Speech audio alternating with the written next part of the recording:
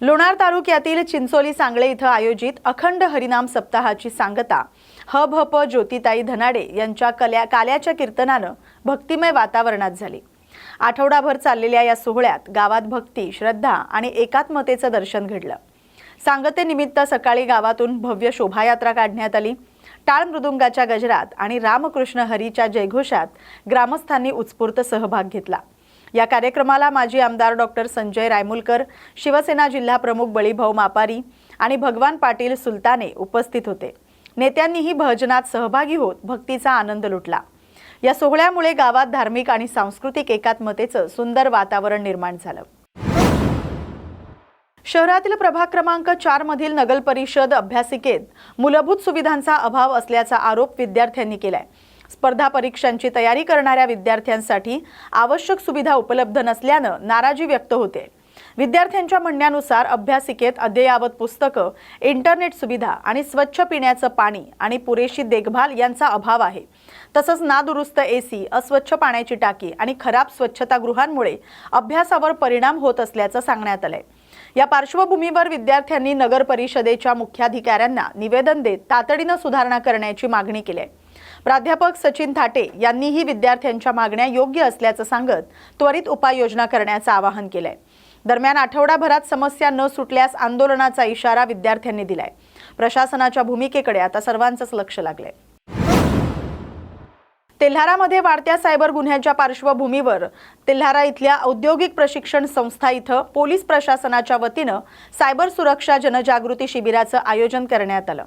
या शिबिरात तेल्हारा पोलीस स्टेशनचे अधिकारी यांनी विद्यार्थ्यांना ऑनलाईन फसवणूक, सोशल मीडियाचा गैरवापर आणि सायबर गुन्ह्यांपासून बचाव याबाबत मार्गदर्शन केलं। डिजिटल जगात सुरक्षित राहण्यासाठी सतर्क राहणं किती आवश्यक आहे हे यावेळी स्पष्ट करण्यात आलं।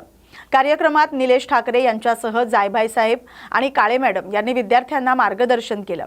संस्थेचे प्राचार्य हरणे यांनी अध्यक्षस्थान भूषवत विद्यार्थ्यांना जबाबदार डिजिटल नागरिक बनण्याचं आवाहन केलं। सायबर सुरक्षा हीच राष्ट्र सुरक्षा असा संदेश देत विद्यार्थ्यांनीही सजग राहण्याचा निर्धार व्यक्त केलाय। तेल्हारा तालुक्यातील हिवरखेड चिचारी धोंडा अखर रस्त्याचं डांबरीकरण पूर्ण होऊन रस्ता वाहतुकीसाठी खुला करण्यात आलाय। अनेक वर्षांपासून रखडलेल्या या कामामुळे ग्रामस्थांना मोठ्या अडचणींचा सामना करावा लागत होता। मुख्यमंत्री ग्राम सडक योजनेअंतर्गत झालेल्या या कामाला मार्च 2025 नंतर गती मिळाली। अभियंते, कंत्राटदार आणि स्थानिक प्रशासन यांच्या समन्वयातून हे काम पूर्णत्वास गेलं। या रस्त्यामुळे रुग्ण वाहतूक, विद्यार्थ्यांचा प्रवास आणि शेतमाल वाहतूक अधिक सुलभ होणार आहे। तसंच हा मार्ग मेळघाट सीमावर्ती भागाला मुख्य प्रवाहाशी जोडणारा ठरणार असल्यानं परिसरातील नागरिकांमध्ये समाधान व्यक्त केलं जाते। ICTC सेंटरकडून एका गर्भवती महिलेला चुकीचा HIV पॉझिटिव्ह रिपोर्ट दिल्याचा गंभीर प्रकार समोर आलेला आहे। या प्रकारामुळे संबंधित महिलेचं कौटुंबिक आयुष्य उद्ध्वस्त झाल्याचा दावा सामाजिक कार्यकर्त्यांकडून करण्यात आलाय। मिळालेल्या माहितीनुसार 7 महिन्यांची गर्भवती असताना महिलेला पॉझिटिव्ह रिपोर्ट देण्यात आला होता। मात्र नंतर पतीसह इतर ठिकाणी केलेल्या चाचण्यांमध्ये सर्व रिपोर्ट निगेटिव्ह आले असल्याचं सांगण्यात आलंय। या गोंधळामुळे महिलेवर कौटुंबिक संकट ओढावल्याचं समोर आलंय। या प्रकरणाची सखोल चौकशी करून जबाबदार अधिकारी आणि कर्मचाऱ्यांवर कारवाई करावी अशी मागणी जोर धरू लागली आहे। दरम्यान संबंधित प्रकरणी कारवाई न झाल्यास आंदोलनाचा इशारा देण्यात आलाय। एक गर्भवती भगिनी होती, त्यांना 7 महिन्यामध्ये HIV टेस्ट होती। त्याच्यामध्ये ते निगेटिव्ह असताना त्यांना पॉझिटिव्ह दाखवून औषधाची ट्रीटमेंट स्टार्ट करण्यात आली HIVची। त्याच्यानंतर हे पॉझिटिव्ह आहेत म्हणून त्यांच्या पतीने त्यांना सोडून नेलं, नांदवण्यासाठी नटातून त्यांना सोडून नेलं। त्यानंतर त्यांचे पती निगेटिव्ह आहेत म्हणताना या ताईंना संशय येण्याने किंवा मी पॉझिटिव्ह असताना पती निगेटिव्ह रसत आहे म्हणून त्यांनी पुन्हा अन्य शासकीय हॉस्पिटलमधनं 5 ठिकाणी HIVची तपासणी करण्यात आली। त्या HIV तपासणीमध्ये प्रत्येक तपासणीमध्ये या ताई निगेटिव्ह आहेत। जगामध्ये असं कोणतंही औषध नाही आहे की बाबा मी औषध खातोय आणि पॉझिटिव्हचं निगेटिव्ह होतोय। HIVचा विषाणू कधीही कायमचा नष्ट होत नाही। असं असताना त्या ताई आधीपासूनच निगेटिव्ह असताना त्यांना पॉझिटिव्ह दाखवून फक्त शासकीय अनुदान आणि जागतिक अनुदानच्या कोट्यावधीचं भेटतं ICTC सेंटरसाठी ते हडपण्यासाठी पेशंट महत्वाचे असतात, पेशंट दाखवणं महत्वाचं असतं। म्हणून बोरस पेशंट दाखवणे आणि ते अनुदान हडपण्यासाठी एखाद्या बाईचा संसार उद्ध्वस्त करण्याचं काम या ICTC सेंटरने करत आहे। म्हणून आमची मागणी आहे की बाबा हे जे संबंधित ICTC सेंटरचे जे व्यक्ती आहेत संबंधित जे दोषी माणसं आहेत त्या व्यक्तींनी पत्र परिषद घेऊन ह्या ताई कधीही पॉझिटिव्ह नव्हत्या, त्या निगेटिव्ह होत्या HIV म्हणून सांगावं आणि ह्या ताईचा संसार जोडण्यासाठी दोन्ही कुटुंबाचं समुपदेशन करण्यात यावं आणि यांना नुकसान भरपाई म्हणून काही नुकसान भरपाई देण्यात यावी आणि संबंधित दोषी व्यक्तीवरती गुन्हा नोंदवण्यात यावा. तसंच असे ह्या ताईंनी असंख्य काही घटना आहेत. पंढरपूरमध्ये 1-2 आहेत, मंगळवेढ्यामध्ये 2 आहेत. ते व्यक्ती सुद्धा निगेटिव्ह असताना त्यांना पॉझिटिव्ह दाखवून सेम पद्धत की बाबा ICDC सेंटर बंद होणे म्हणून पेशंट दाखवायचे आणि अनुदान हडपायचं. तर आमची शासनाकडे मागणी आहे की बाबा 1 मेच्या आत त्या ताईंना न्याय द्या, अन्यथा त्या ताईचं स्पष्ट म्हणणं आहे की 1 मे दिवशी CM साहेबांच्या ऑफिस पुढे जाऊन आत्मदहन करणार आहे असं ताईंचं त्यात स्पष्ट म्हणणं आहे. आणि 1 मेच्या आत शासनाने त्यांना न्याय द्यावा, त्यांचा उद्ध्वस्त संसार बसवण्यासाठी मदत करण्यात यावी, नुकसान भरपाई द्यावी अशी माझी मागणी आहे. निगेटिव्ह असताना पॉझिटिव्ह होणं हा राज्यामध्ये सर्वत्र रॅकेट आहे असं म्हणा. हो, निगेटिव्ह असताना सुद्धा पॉझिटिव्ह दाखवून अनुदान अडवण्याचं एक मोठं षडयंत्र किंवा यांचं सिंडिकेट आहे. आता विजय नलवडे बोलते. सरकारी हॉस्पिटलला मी गेले, तिथं मला HIV म्हणून सांगितलं मी पॉझिटिव्ह आहे. HIV पॉझिटिव्ह आहे म्हणून तुम्ही तातडीने पंढरपूरला जावा, ते गोळ्या चालू करा म्हणजे तुम्ही बरं व्हाल. आणि असं बोलले मला की मी गेले आणि माझ्या बाळाला काय होणार नाही, तुम्ही लवकर आला असं तरी मला गर्भपात केला असतं, काहीतरी केलं असतं म्हणून सांगितलं हे असं. मग मी गेले तर पंढरपूरला गेले आणि तिथं मला गोळ्या वगैरे चालू केलं.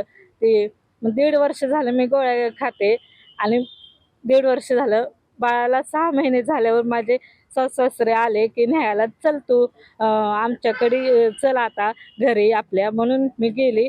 तिथं गोळ्याचं काय प्रकरण सांगितलं नव्हतं. तिथं 3-3 महिन्याचे गोळे देत होते मला, हे कशाचे आहेत म्हणून सांगितलं तरी मी टाळाटाळा केले त्यांना की सांगितलं नाही की काय सुद्धा मी अशा गोळ्या आहेत ती म्हणून मी घाबरून काहीच बोलले नाहीत. कारण की माझं संसार उद्ध्वस्त होईल म्हणून मी काही त्यांना सांगितलंच नाही. मग माझ्या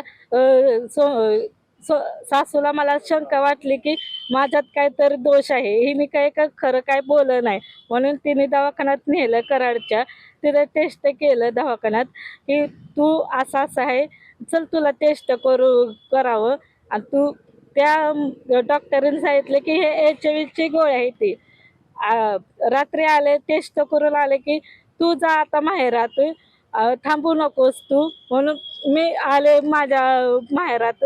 आणि तिथं डॉक्टरने 3ऱ्या का 4थ्या दिवशी मला सांगितलं की तुम्ही पॉझिटिव्ह आहे म्हणून फोन करून म्हटले की तुम्ही पॉझिटिव्ह आहे असं सांगितलं मला. मी असे की शॉकच बसला की मला खरंच मी पॉझिटिव्ह आहे का निगेटिव्ह आहे का म्हणून असं शॉक बसला की निगेटिव्ह आहे का मी म्हणून. परत मला एवढं धक्कादायक बसले की खरंच की पॉझिटिव्ह आणि निगेटिव्ह कसं काय होऊ शकतो असं म्हणून टेन्शन आलं की पहिल्यांदा गेली ती पॉझिटिव्ह आल्यामुळं टेन्शन घेतलं मी जरा की बाबा हे व्हायला लागले मला, असं त्रास व्हायला लागलं मला शारीरिक. HIVच्या गोळ्या किती महिने घेतो? गोळ्या किती महिने घेतो? 1.5 वर्षांना सांगा ते. 1.5 वर्षानं HIVच्या गोळ्या घेतल्या मी. 1.5 वर्ष झालं ती की माझ्या बाळाला सुद्धा 6-6 महिन्याचे ट्रीटमेंट चालू होते, त्याला औषध गोळे देत होते की माझ्या बाळाला काय होतं असं. मला पण टेन्शन पडतं ना की बाबा HIV म्हणजे तुम्हाला तर माहित आहे सगळ्यांना, HIV म्हणजे काय लोक नातेवाईक काय म्हणतली की ही कसली बाई आहे. लाज वाटत होतं की मला की फिरायला सुद्धा मला नको वाटायचं की मी घरात एकटीच विचार करत बसायची की मला काही झालं आणि काय नाही म्हणून मला. आता जेव्हा तुमचा रिपोर्ट पॉझिटिव्ह आला आणि त्यानंतर निगेटिव्ह कुठे कुठे तपासणी केली आणि कसा निगेटिव्ह निघाला? 5 ठिकाणी मी तपासणी केली की पॉझिटिव्ह करायला पॉझिटिव्ह निगेटिव्ह आलं म्हणून की मी गेले निगेटिव्ह आहे का खरं माझं चेक केली मी 5 जणांना निगेटिव्हला केले 5 जण. काय तुमची मागणी आता? त्यांची माफी लेखी माफी मागावी आणि भरपाई मला द्यावं असं माफी आहे. नाहीतर हे झालं नाही तर 1 मेला मी आत्महत्या करेन मी. ठीक.